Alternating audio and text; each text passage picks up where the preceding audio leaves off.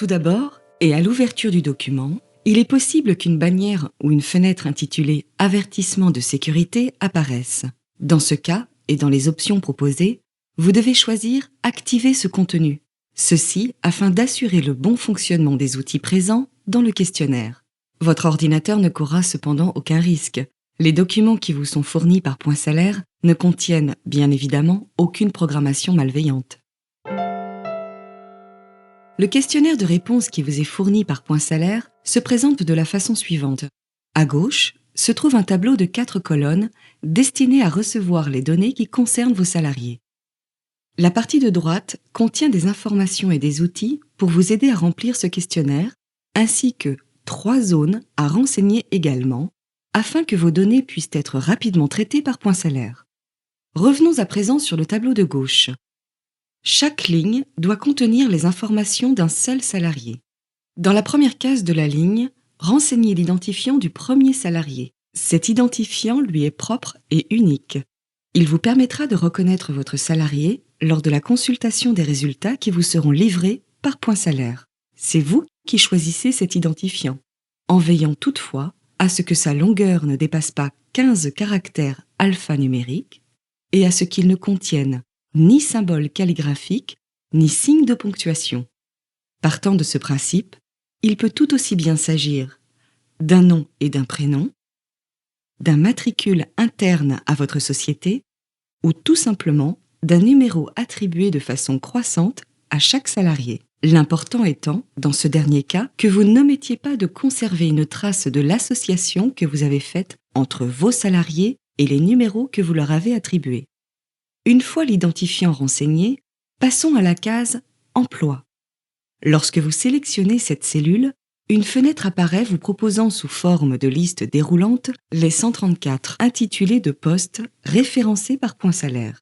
Vous remarquerez également que chaque famille d'emploi liée à un poste est indiquée à droite de l'intitulé entre parenthèses.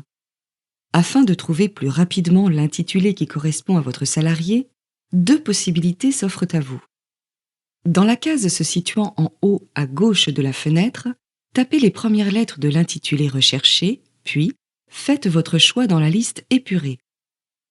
Vous pouvez aussi, en plaçant le curseur cette fois-ci dans la case située en haut et à droite de la fenêtre, taper un mot-clé en rapport avec l'emploi ou la famille d'emploi que vous souhaitez trouver, puis faire votre sélection comme précédemment. Passons à présent à la case suivante. Dans cette cellule, vous devez renseigner le montant du salaire annuel de base du salarié concerné. Puis, dans la cellule suivante, le montant du salaire total brut annuel, c'est-à-dire le salaire de base plus les primes et gratifications perçues par le salarié, à l'exception toutefois de l'intéressement et de la participation. Attention, concernant ces 2 dernières cellules, 2 choses importantes sont à signaler. Il s'agit bien de salaire brut, et les montants doivent être entiers et ne comporter ni virgule ni décimale. Vous pouvez maintenant passer au salarié suivant.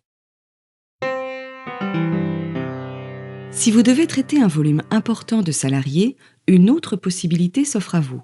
Elle consiste en l'édification de votre propre tableau de données, réalisé à partir d'une liste de salariés déjà existante dans l'un de vos fichiers et que vous aurez pris soin de mettre en forme selon le modèle Point Salaire dans un fichier Excel.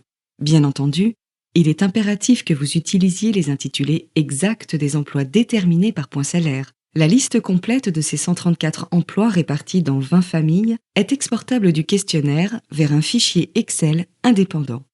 Pour cela, dans le questionnaire, cliquez sur le bouton intitulé « Cliquez ici pour exporter la liste des emplois » sous Excel. Une fenêtre s'ouvrira alors pour vous permettre d'enregistrer cette liste dans le répertoire de votre choix.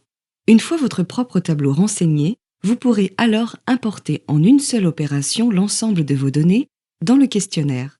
Ceci en les sélectionnant sans les en-têtes de colonne, en les copiant puis en les collant dans la cellule A3 du questionnaire. Il ne vous reste alors que 3 petites opérations afin de clore la procédure. Nous indiquer l'année civile à laquelle se rapportent vos données en la sélectionnant dans la liste déroulante de la cellule J11. indiquez le nom de votre société dans la cellule F15, reportez le numéro de commande qui vous a été communiqué par point salaire dans la cellule J15, puis validez par la touche Entrée. Vous pouvez à présent enregistrer puis fermer ce document en cliquant sur le bouton intitulé Enregistrer et quitter.